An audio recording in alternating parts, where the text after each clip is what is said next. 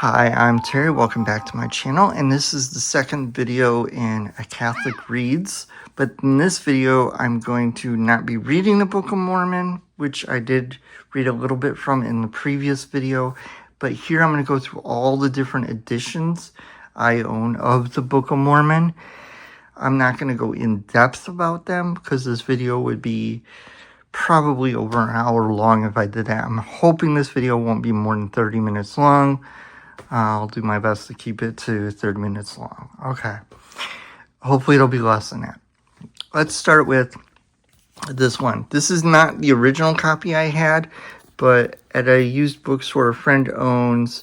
Back in the 90s, I bought one that looked like this. This is a 1977 edition. In the front, it's got a thing like you sometimes find in Bibles where you can look up certain things. And it's got some artwork and stuff in the front like you sometimes find in like 1950s Bibles. The text in here, I don't know what year the text in this is. I don't know if it's, let's try and find out. Hold on. I have to hold it this way because I don't, let's see. This is a 1981. One from 1980. But the one I had before was in 1977, but it had the same cover. This is the 1920 text of the Book of Mormon. All editions from 1920 and before of the text of the Book of Mormon are in the public domain, from what I understand. I'll have to double check that, but that's what I remember quite a few people on YouTube saying. But anyway, this is the front cover. This is the spine.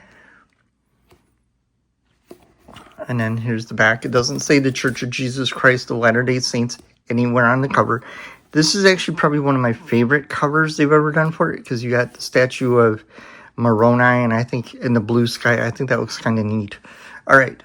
Now from here, I'm not going to be going in order of getting them or anything. I'm just going to, show them. This is the one that I showed in the last video. This is a replica of the 1830 edition, but here's what the cover looks like.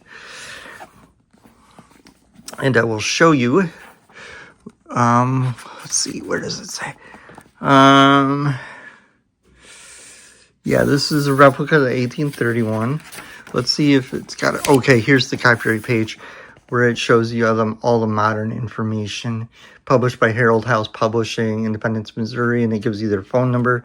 I do not know if that is a current phone number. The ISBNs, and this is printed in the United States of America. And this edition was first published in this replica edition was first published in 1973. I'll go to this pile now.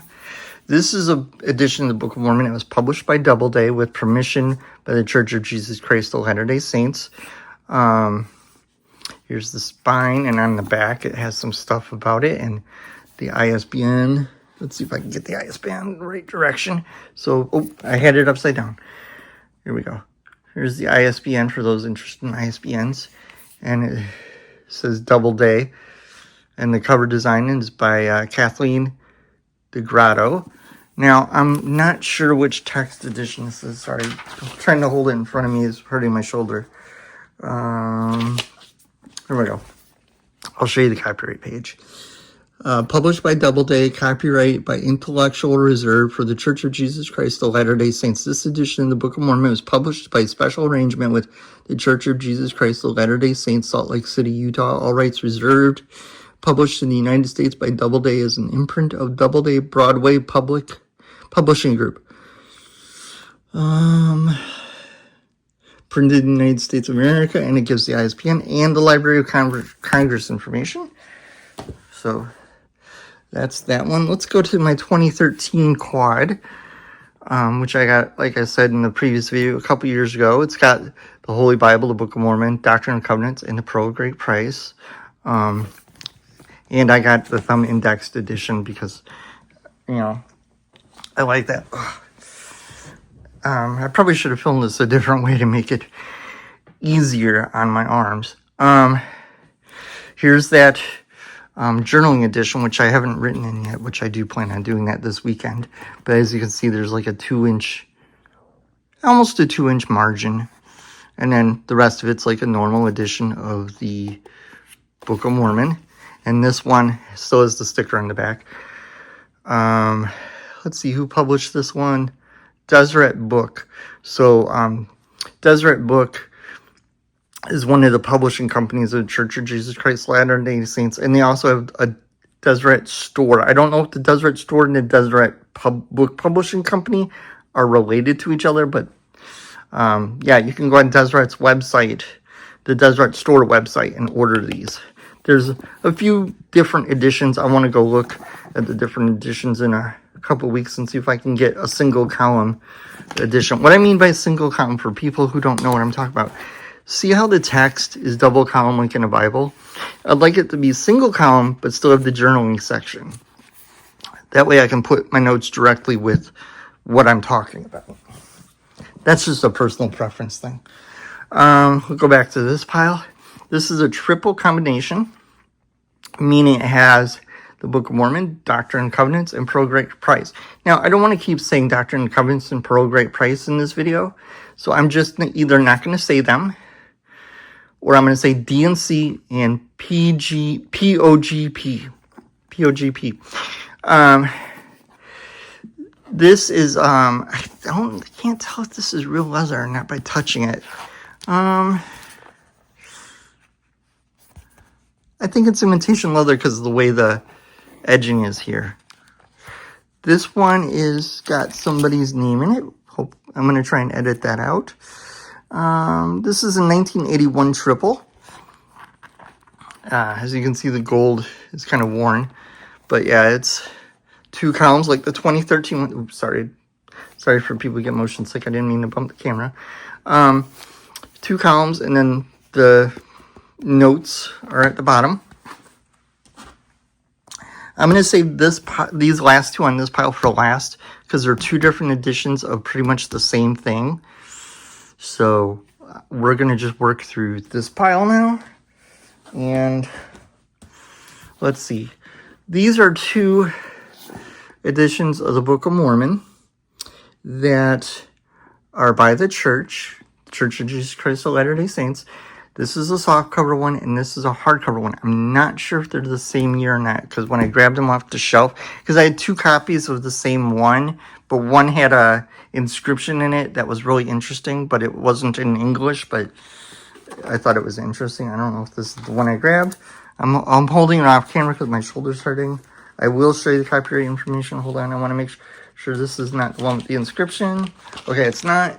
Okay, this one is a 2013 Book of Mormon, and you can tell by the copyright date where it says 2013. The most recent copyright date is the year of the edition. There's a QR code here to download the Book of Mormon app. I'll have to see what that app is and see if it's different than the app I have right now. Maybe I'll do a video on the apps if people are interested in learning about that. Like review them or something. This one has art like that 1980 edition, but it's not the same art, if I remember right. But yeah, that's that. Now, this is a hardcover of the 2013. I know that. So the only difference is it's hardcover, and neither of these have an ISBN on the back. They just say Church of Jesus Christ of Latter-day Saints. So for those interested in that kind of thing. And I'll show you it's a 2013. I'm pretty sure this one's a 2013 because, let's see. Yes, 2013. And printed in the United States of America. First edition published in Palmyra, New York, USA, 1830. And they're even asking for feedback on stuff. Maybe I'll do a video on that little thing right there. Oh. Okay, this is part of a 2-volume missionary set that I got off of either Amazon or eBay. Because I like these brown or burgundy-ish covers like I do with Bibles. I do have quite a few black Bibles, but I also like Bibles that are other colors other than black. But anyway, this is a triple, and it's got the Book of Mormon and D&C and Pearl. So there's that. And I think this is a 2011 or 2010. It's been a while since I looked at it. This is a 2011, and you know it because here they give a date for when it was printed. So that's a 2011 edition of the 1981 version. All right.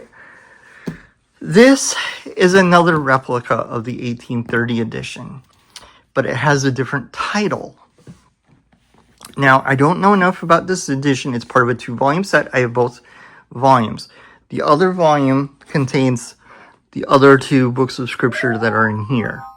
I will probably do a video on it in the future because it's an interesting companion to this, and it has, like I said, it has Doctrine and Covenants and the Pearl of Great Price. So here's what the title is.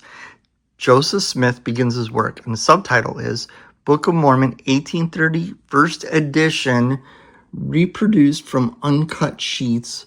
And the person who did the editing work on this is Wilford C. Wood. I don't know who he is. I don't know if he was a member of the Church of Jesus Christ of Latter-day Saints. Any Latter-day Saints that watch my videos, if you know, please in the comments put whether or not he was a member of the church, because I don't know. And then it came with this piece of paper, which I think is a chart or something. Yeah, it's an uncut sheet, a signed uncut sheet. That's what it is. So this is what the actual, when they would print copies of the Book of Mormon, because back in the 1830s, they didn't do printing the way we do today with computers and robots and all that. So they had to do it manually by hand using an old-fashioned printing press. And so you would print off a thing like this, and actually this is not even a whole uncut sheet, really. A whole uncut sheet would be much bigger than this. And then what they would do is they would fold this. Oops, sorry, didn't mean to bump this. They would fold this certain ways, and you'd end up having your pages. I don't remember the term for it. But when you have these folds, there is a term for it. When you do the proper folds, there is a term for it. Signatures. That's it. So this would be part of a signature, which is pages that are uncut together that are folded just right to be the pages we note when we read a book. But anyway, that's neat having this uncut sheet that is dated and signed. Let's see. Here's this title page real quick. Here, I'll just quickly show you the copyright page. Copyright 1958 by Wilford C. Wood, publisher in the United States of America. All rights reserved. No reproduction or pictures or whatever and all that stuff that you know, but I'm using fair use here because I'm just doing commentary on it. And then it's got like the title page of the Book of Mormon.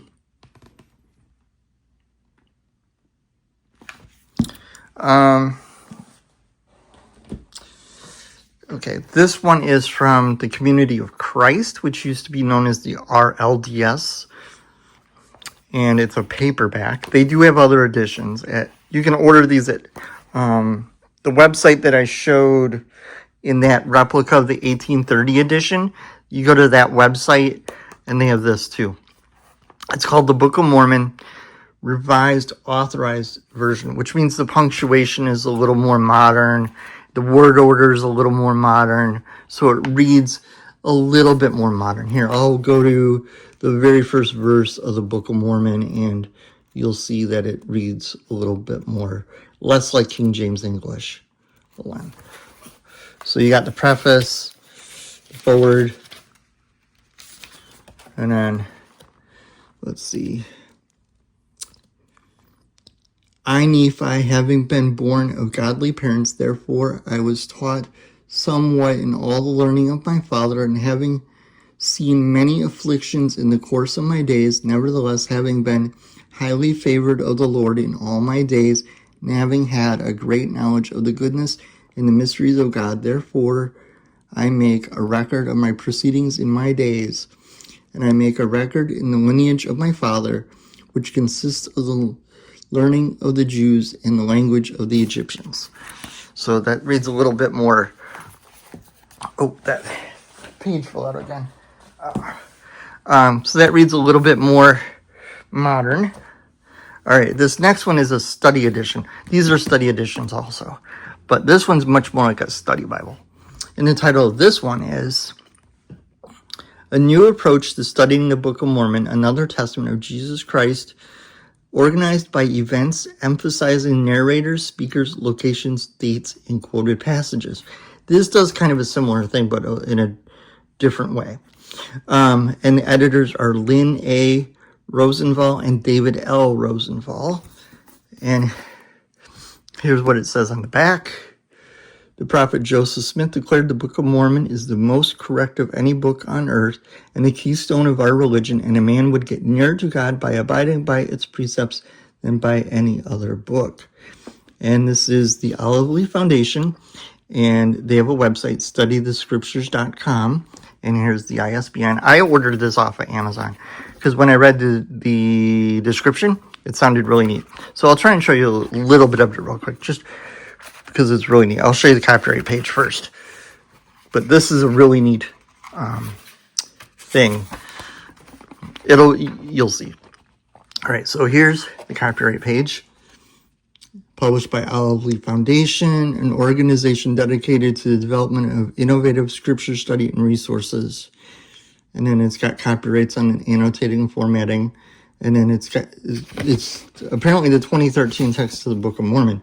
So I must have bought this close to when I got that hardcover version of the Book of Mormon that was published by the church that I don't remember where I ordered that one from. Oh, I ordered that one from Deseret. Printed in China in 2017. So I must have gotten this around 2017 or 2018. Anyway, it's got the usual title page, the 3 witnesses, the 8 witnesses, and all that. But I want to get to the text because I want to show you how it's arranged. See, it's arranged by event names.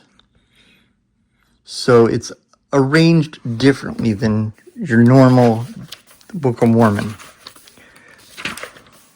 And then there's charts here in the front too. I want to get past these charts. See, it gives like a description, and then it goes into, first verse of First Nephi, but it's laid out more like a study Bible, and there's a little bit of a margin where you can take notes on both sides of the text. Like here, it gives you a date and location. And then here it says Lehi's house at Jerusalem. So it tells you where you're at, when you're at, who's speaking. Like here, it's almost done out like a play, like the script to a play or a movie or a TV show. So I thought that was kind of neat. And there's other study features in here. I'll probably do a whole video on this one because it's got so many features. All right, now I'm going to reorganize things a little bit because I want to put these into a particular order. Like I was saying a minute ago, I'm going to do these last few in a different order.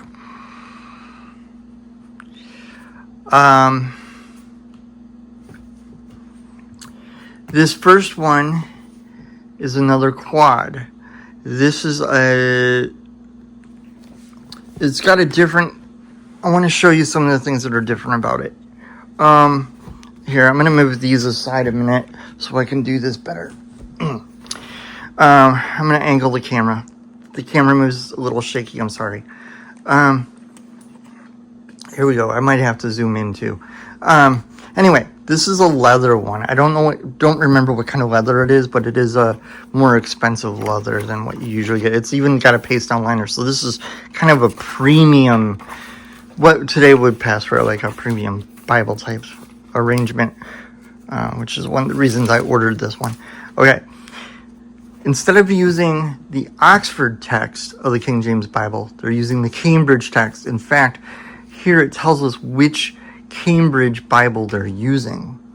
They are using the turquoise, which is It's the name of the typeface used. Back then they were naming typefaces after precious jewels and stuff from the Bible back in the 1950s. Because this text originates like in the text layout, I should say, originates in the 1950s. So it's a center column reference Bible. It does not reference to the Book of Mormon or any of that. It's just a regular Cambridge turquoise Bible. So after I don't remember if it's red letter either. I want to see if it's red letter before we jump to the Book of Mormon. But I want to carefully do it because it's old.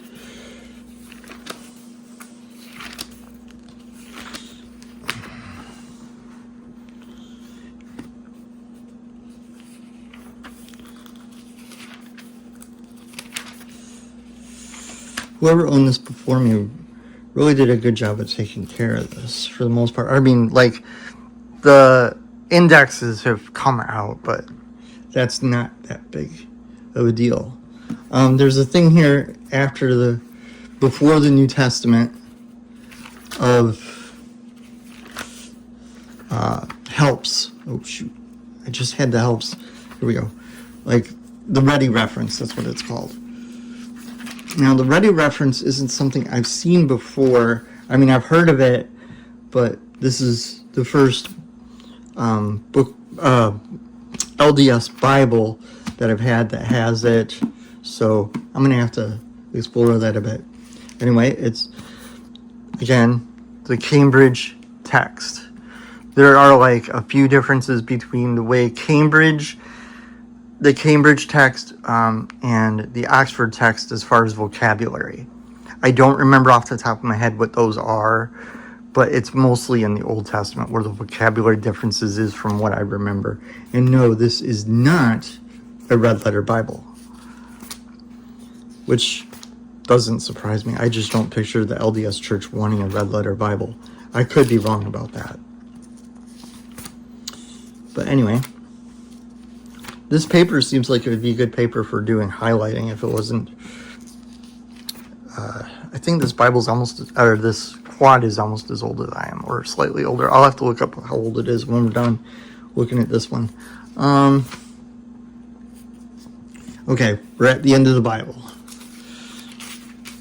Then there's a blank page. And then we come to the Concise Bible Dictionary. If I remember right, this Bible dictionary does not cover anything Latter-day Saints. It in fact might even be the Bible dictionary that Cambridge had. So, in case people are wondering about that. Trying to talk and flip pages is not easy. I don't have the best of coordination. And then there's, I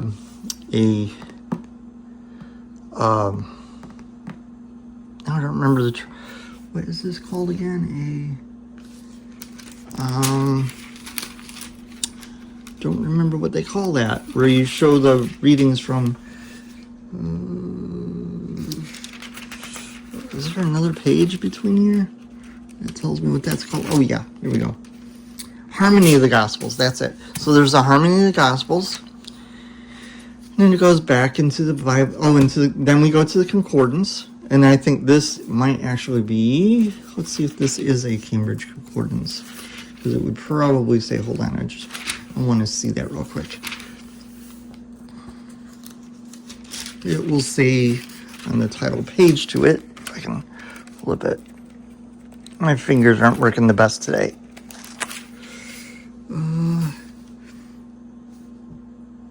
Yes, that Bible dictionary was by Cambridge, which means most likely this concordance is also by Cambridge.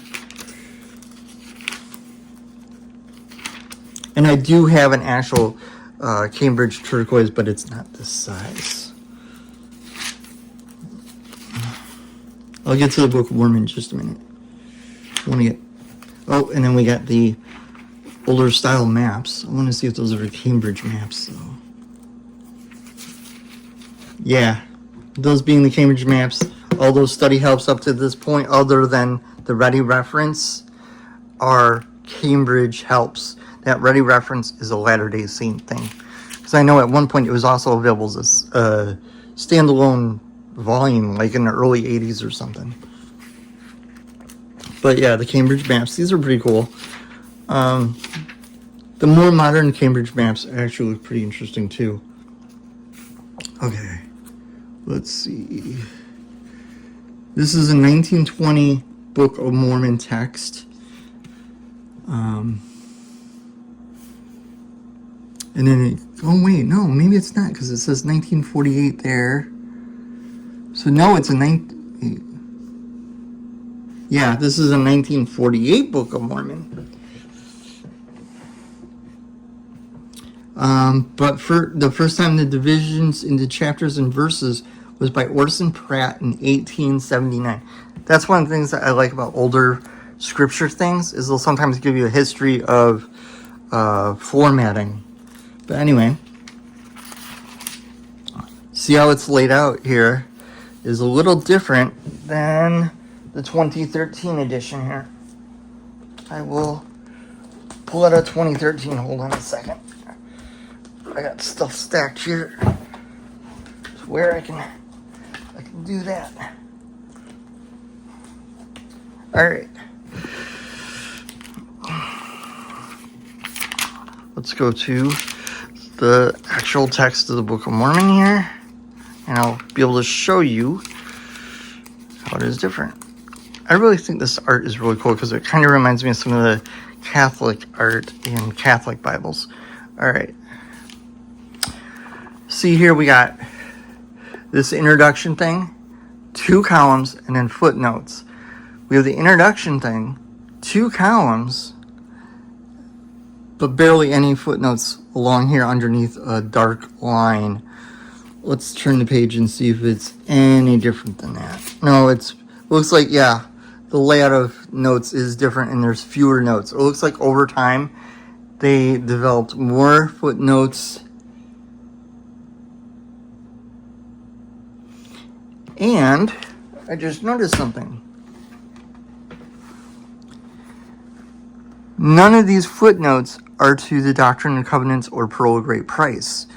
They're to the Bible and to other places in the Book of Mormon. That's interesting. I wonder if later on they started putting references to the Doctrine and Covenants and Pearl of Great Price. Oh, this has 3 ribbon markers, by the way. Anyway, that was what I wanted to show you in this volume, but let's real quickly try and see how old this thing is. Real quick. Is there a thing that tells me anywhere? Hold on.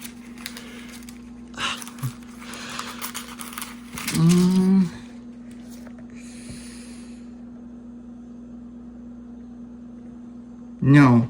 I'll have to look it up. My guess is in the 70s. All right, I'm going to leave this out because otherwise the pile next to me is going to fall. Okay. All right.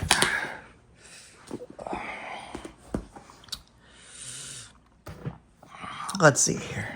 Oh, no, wait, I hear the cat's not in the living room at the moment, so I'll set that on the floor. All right. Now, move that one aside. Now, this is called the Book of Mormon Reader's Edition. And what it is, like that other one I showed, it's kind of a study edition. Oh, and it's starting to fall apart a little bit. I got to be careful. That's one of the problems with paperback books like this. Yeah. Oh, wait. Oh, there's something in there. Oh, bookmark. Anyway, this one, like in here, it will say, like, who's talking. And then there's footnotes down here, but they're not footnotes like in the other Book of Mormons I showed you. They're more like, for the origin of this agreement, see Mosiah 19:15. And then for like B26, this refers to Abinadi, whose story is told at Mosiah 11:20 through 17:20. And then there's other things where it'll give you like, tell you what time period a particular chapter takes place in, because like the Bible, things aren't always laid out chronologically. So that's this one. And this one was published by University of Illinois Press, and it uses the 1920 text of the Book of Mormon. Now, this one again, one last thing, was edited by Grant Hardy. This one was edited by Grant Hardy, but this one has a different title. This is called the Annotated Book of Mormon, and it is published by Oxford University Press. And here's the ISBN. Now, there is some difference between this edition and this edition. Oh yeah, here's my bookmark. Let's see, what do I have for a bookmark? Oh, just a picture of a puppy. But yeah, this one doesn't have a built-in bookmark. But as you can see, I've been storing it wrong because that's starting to cave in. But it's fine on the bottom. I should be storing it flat because of how thick it is. Green ad pages, or at least they look green on camera. They're kind of a bluish green in person. All right, title page, publisher's title page. Let's see what year was this because I don't remember. And there's a lot of information here. 2023. Printed by Sheridan Books, Inc., United States of America. So this must have been published by Oxford University Press, USA. And here's the table of contents. And then there's some explanation of how it's laid out. And like the other one, there's articles in the back. Like the Book of Mormon Theology, Lived Region in the Book of Mormon, the Book of Mormon Latter-day Saints, the Book of Mormon in American History, the Book of Mormon as Literature, Reading the Book of Mormon as Ancient History, Reading the Book of Mormon as Fiction, Reading the Book of Mormon as Revealed Scripture, Reading the Book of Mormon as World Scripture, and further reading. And then there's some articles or charts of things. Wait, does this have the article from the previous edition? Because there was a really interesting article in the previous edition. Oh, here we go. Origins of the text, the transmission and language of the text, and Book of Mormon and the Bible. And here's some testimonies. The 3 witnesses, the 8 witnesses, Emma Smith and Joseph Smith. There is one other edition I forgot to grab off the shelf because I have another edition of it, which I will grab in a second. But I want to show you the layout of this one in the actual text. So I'm just going to flip open. Let's go to the start of a chapter. Here we go. Lehi's Dream and Allegory. 1 Nephi, chapter 8. And then it has the subheading, the verse numbers, and then a study note, much like in the Oxford New Annotated Bible. If you're familiar with the Oxford New Annotated Bible, which I eventually will do a video on, it has notes laid out in the same pattern. And I'll explain this real quick. It's like a study note, but there are also cross-references built into the study note. So where you see something in bold, that's telling you what verse up here. But if you see something like this where it says 4.25, which is the academic way of writing a verse instead of using a ratio symbol in between the chapter and the verse number, that's directing you to a different chapter and verse. Or it will sometimes put a book name in front of it telling you, like here, 2 Nephi 31:10, 12:17 to 21. So it does have cross-references. It's just not laid out the way a cross-reference Bible like that that Cambridge turquoise, or even the way the regular editions of the Book of Mormon are. And this one also, like I showed, has articles in the back. But yeah, this is a really cool one. And like for poetic passages, this is what I liked about this edition. Much like some editions of the Bible, it'll put poetry sections in verse format. I don't remember the exact technical term for it, but I call it verse format.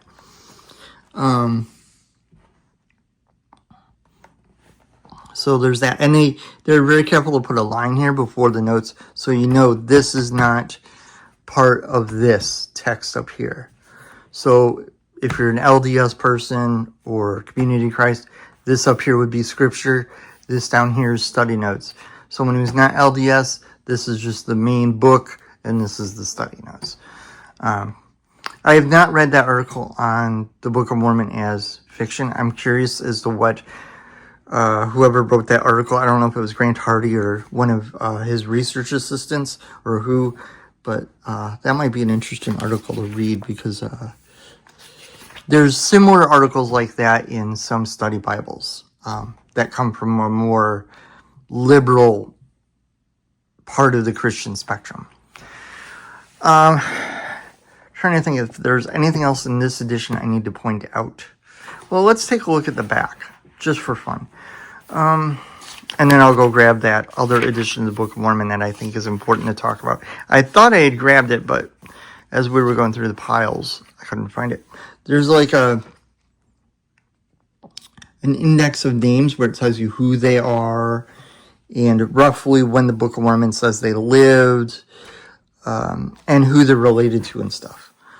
So people who are not familiar with the Book of Mormon will understand what's being talked about. Oh, and another neat thing about Grant Hardy when he does both of these volumes, like if somebody has the same name, this happens in the Bible too, but with the Bible, but I don't remember any editions of the Bible doing what he does. What he does is he'll tell you the name. Let's say, I'm just going to make up an example because I don't remember the exact ones off the top of my head. Say the name Lehi, L-E-H-I. Let's say there's 3 people named Lehi. He'll put a superscript number right after the name, letting you know that's the Lehi that is the father of Nephi. And then there might be a Lehi and then superscript number 2. That could be another Lehi that existed decades or centuries later. And then there could be a third one, and then you have Lehi and then a superscript 3 telling you that's someone who lives even further later. So it's a way of keeping track of who the people are. Because like in the Bible, in the New Testament, there's multiple Marys. There's Mary, meaning the Virgin Mary. So we have the Virgin Mary. We have Mary of Magdala. Most people know her as Mary of Magdala, but Magdala means of... I'm sorry. Most people know her as Mary Magdalene, but Magdalene means of Magdala. And then there's Mary, the sister of Lazarus. And I think there's one other Mary. But you have to pay attention to context in the New Testament to figure out which Mary is being talked about. Anyway, then we have biblical quotations and allusions and verbal parallels. That would be a good research age. Can't speak tonight. This would be a good research tool for somebody writing a paper on the Book of Mormon. Or even somebody who's just wanting to get into researching it as a hobby. And then we have a glossary, which would be very helpful for people who have never had exposure to Mormon theology. Oh, that's interesting. It even talks about some scholarly terminology. Let's see if they get the definition of historical critical method correct.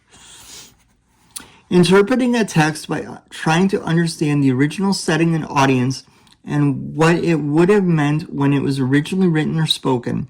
This method uses tools of historical research to understand the conditions of the past and critical tools to understand the traditions and developments that lie behind the surface of the text.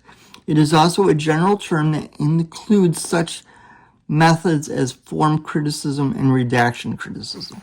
That's a fair definition.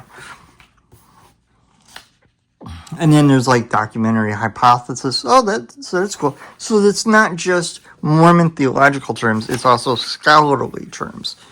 Okay. Maps and charts.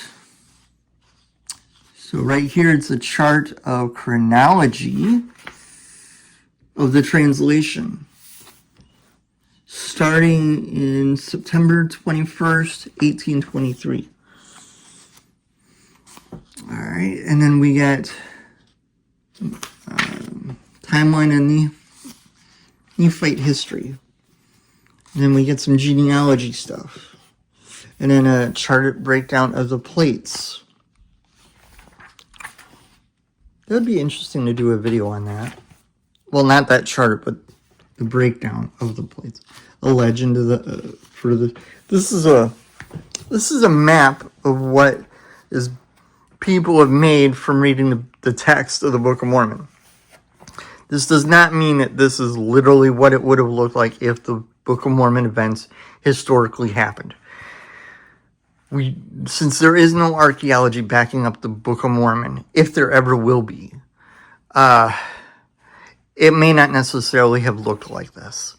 This is just a map that somebody created based on the descriptions of the land in the text. It would be like, say we didn't know where the Bible happened, and all we had was the biblical text to help us draw a map of what the Holy Land looked like. That map would not necessarily match up to the Middle East. So that's kind of what they did here. And this is the possible route of Lehi when they were leaving the Middle East. But the only issue I have with that is, why would you go this way to get to the New World? Since, if I remember right, they landed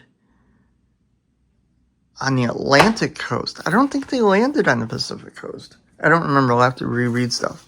But it seems to me weird that they would go this way.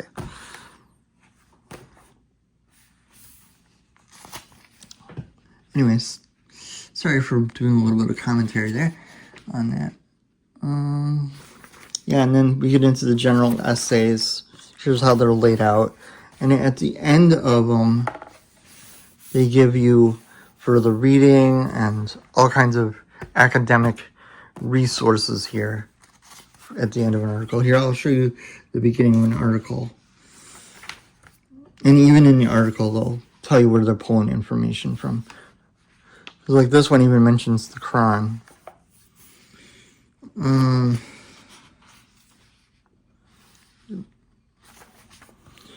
Okay, reading the Book of Mormon is world scripture.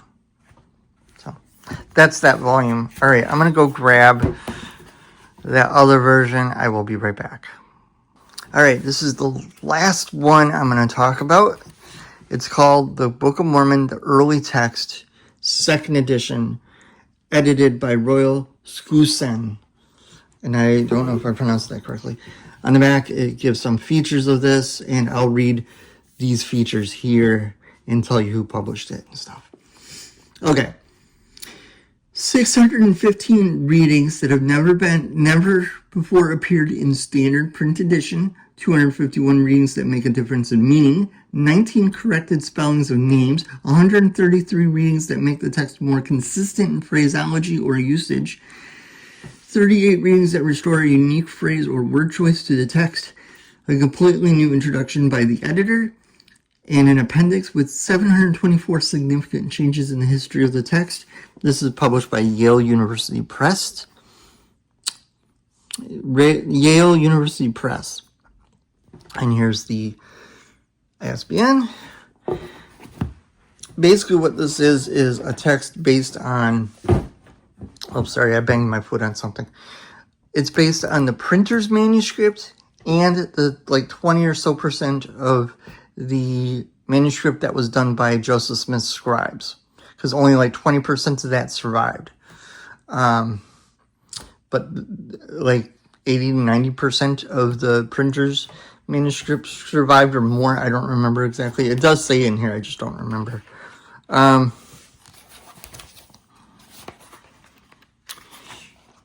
Here's the copyright page on this edition, which is copyright 2022. Printed in the United States of America. I think this was printed and published by Yale University Press in what city in the United States? New Haven.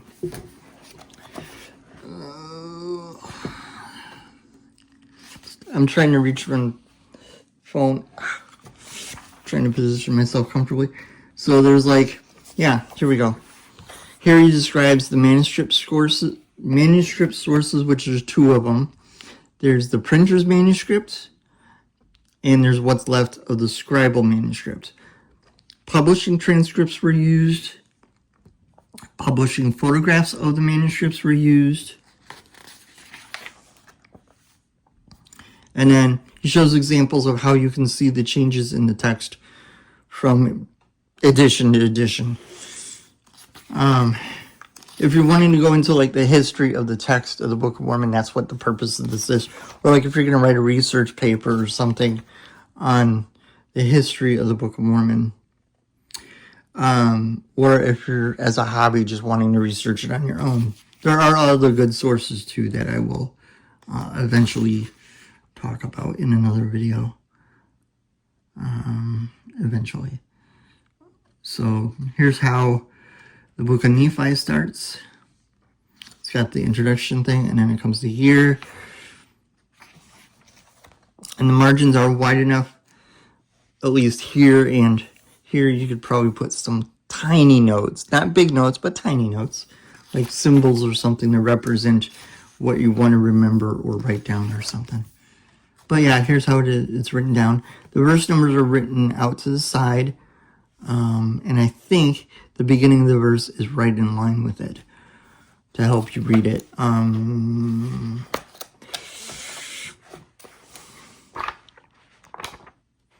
that's how it goes. And then in the back, after we get past the text, if I remember right, this one also has articles, significant textual changes, and there's some charts. There's another chart. This is a chart for the printed editions. So we have 1830, 1837, then 1840, 1842. It goes, two different. The 1858 version was based on 1840, but the 1874 edition was based on both the 1840 and 1842, if I'm reading that right. But at 1837 is interesting. 1837 was the basis of the 1840, but it was also the basis of the 1841.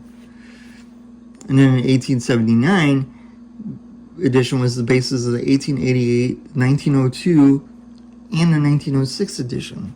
So that's kind of interesting. And then it shows you the changes at certain verses. In the front of the book, it shows you how to read this. And that's pretty much it. Yeah, that's it.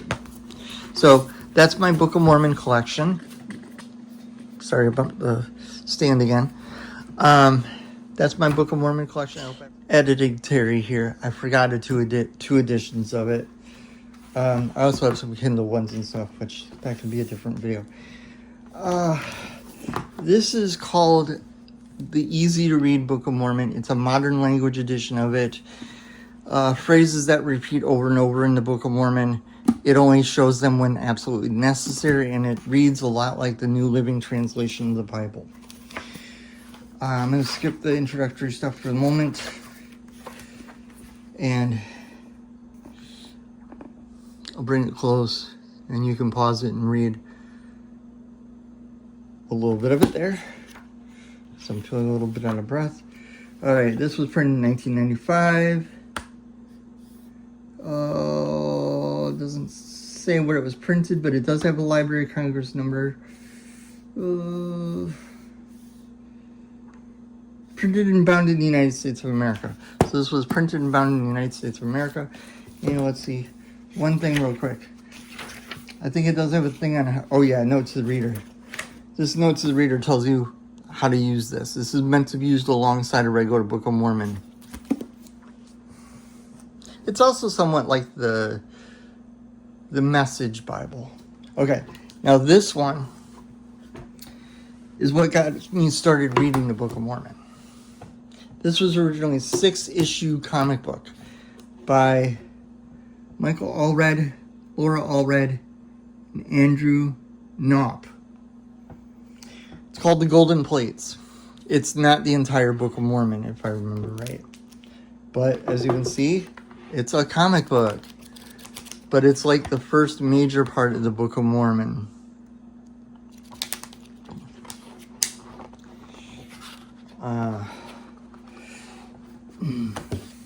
This is the Golden Plates Premium Edition 6-issue collection.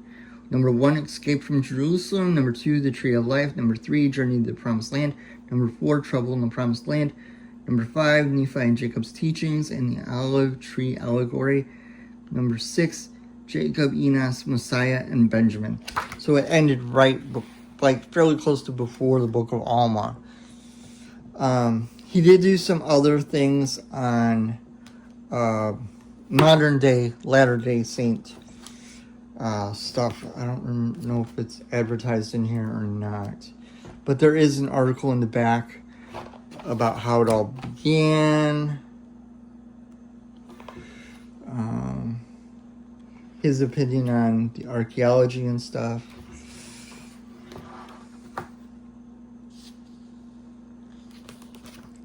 No, this doesn't have the other books he wrote.